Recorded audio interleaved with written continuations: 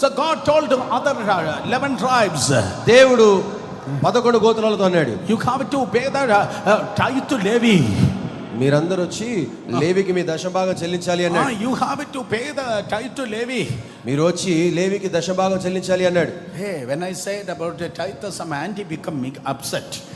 దశభాగం అని నేను చెప్పగానే ఆంటీ గారు ఒకరికి బాగా కోపం వచ్చేసింది అక్కడ. Look at your neighbor and say, did you pay the tithe? Ask them. పక్కవారిని చూసి అడగండి, ఈ నెల నీ దశభాగం ఇచ్చావని అడగండి. Yes, yeah, ask them. నీ దశభాగం చెల్లించావని అడగండి ఒకసారి.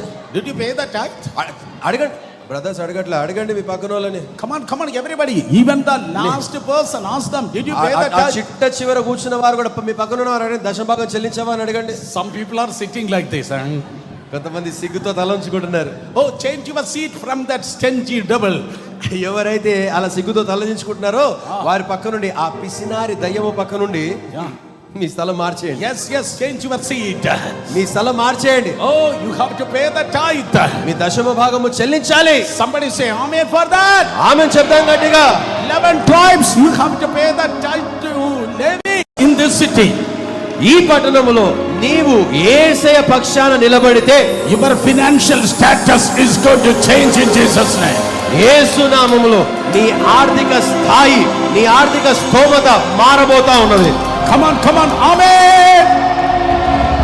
Your business status is going to change. నీ వ్యాపారం యొక్క స్థితి మారబోతోంది. When I say that, I saw the springs are opening up.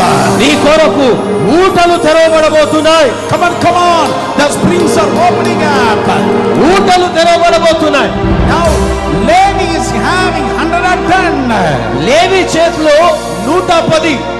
I can go on tell you many things like this.